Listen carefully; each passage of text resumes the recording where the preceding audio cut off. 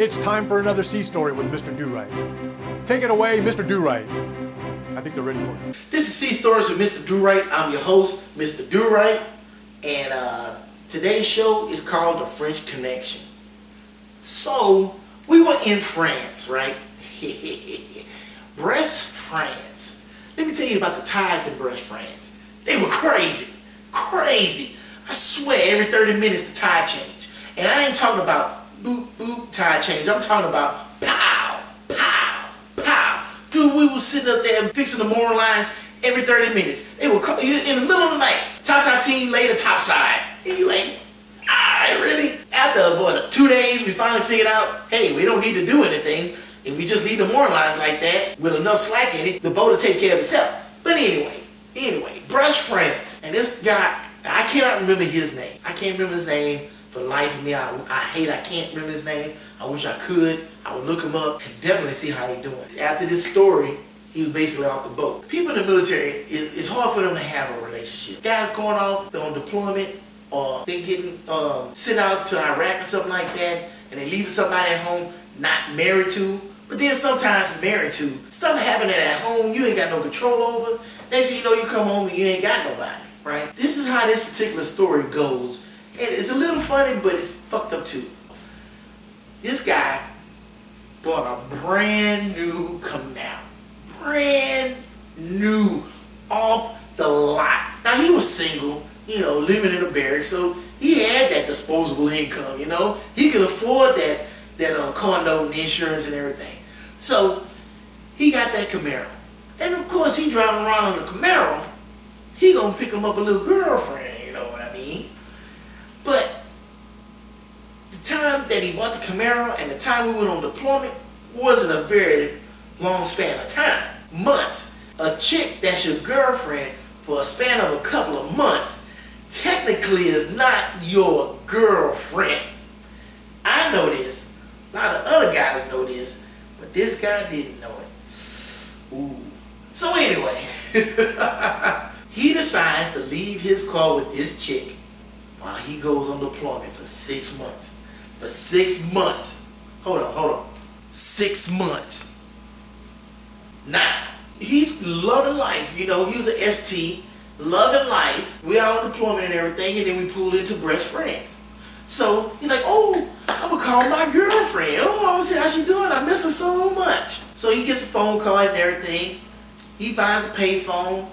He trying to call her, can't get her. Trying to call her, can't get her. Next day, trying to call her, can't get her. I would start worrying after the first day. Second day, you know, he's still calling. Third day, calling, finally gets in touch with her. Hey, baby, what's going on? I miss you so much. That's him. This is her. Yeah, motherfucker, what the fuck you want? He like, what, baby? What are you talking about? You know who this is, right? Yeah, motherfucker, I know who the fuck this is. You ain't leave me enough money. Your car ran out of gas. I had to leave it on the side of the road after me, Biff, Jimmy, and Jody. We were riding around town. We stopped over here by the river, and we had a four-way in your car. You know, I mean, and Jody was the ringleader. And this dude, I mean, just done. You know when you see somebody mentally snap, you know, they just, and all of a sudden, they out of it. This dude was out of it. Not, because I don't think he had an apartment, but he was staying with somebody or something like that, and he left her there too, and oh my goodness. So you already know. You already know this wasn't a good situation.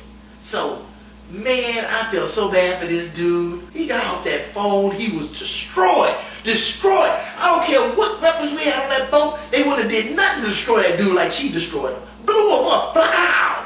Right? So he decides to go out drinking. You know how we do. We do it big if we want to do it. And he goes out. I wasn't out with him drinking. You know, I wasn't even there. I just was around for the phone call, right? I wasn't around for him drinking. I can't even say brought him back to the boat. They poured his ass out of the cab, and this dude was in the fetal position. laying on the ground, rolling around, crying his ass off, saying, "Bully boucher, it's all the same thing. Bully boucher, it's all the same thing." Oh boy, mind is blown.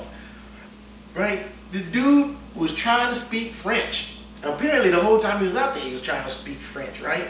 So, funny situation. So, we all topside, because I was on duty that day when he came back. And it's up topside, and he came back, called down to the duty chief. Duty chief was his LPO, and we like, man, what we gonna do with him? He just rolling around on the ground, done. No, he done pissed himself, he done shit himself, he rolling around in the dirt. Oh my God, it was terrible. Now we gotta try to get him down on the boat. And you know how it is to get down on the boat. It's not like you just walk right on in the boat. You gotta go down the ladder to get in the boat. And we had to take him down the forward escape trunk, which is even worse than the weapon shipment hatch. So it took 4 of us, one person on each appendage, and we had to move one hand down, put it on the rung, move his leg down on the next run, then put the other hand down, and we had to, no shit, walk him down that ladder. I mean, I wanted to go get a harness, some duct tape, wrap it around him, and we all lowered him down the hatch. For some strange reason, the duty chief wasn't having it. I don't know, I thought it was a pretty good idea. So, so we get him down the hatch, and we drag him to torpedo room, because that's where his rack was. And before we could get him in there, we got him lower level, and he said, "I gotta use the bathroom." We're like, "You sure? Because it looked like you already went," right?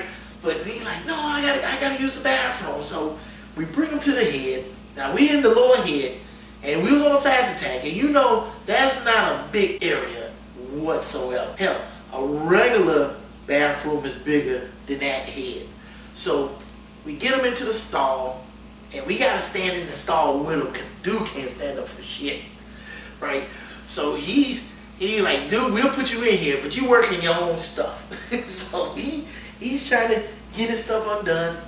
He finally gets it out. He's ready to pee, and all of a sudden he's bobbing and weaving and shit flying all over the place, and he pees on his LPO. Oh no. Why did you do that? He finally got done. He zipped up. Oh, I'm ready to go. We got him. Duty chief said, "Nope, we ain't put him in the rack. Put him right there on the deck." And you know the torpedo room, that deck ain't no soft deck. They put him right there on the deck, had somebody watch over him. That was the end of that story. Boy, that was a tough one, man. I felt so bad for that dude, man. I never want to wish that on my worst enemy. That is some cruel stuff. Cruel. Women are something else. They can destroy a man just by looking at him or saying a few words. Man. Anyway, this is Sea Stories with Mr. Durite. I'm your host, Mr. Durite, and I will holler at y'all later. I miss her so much.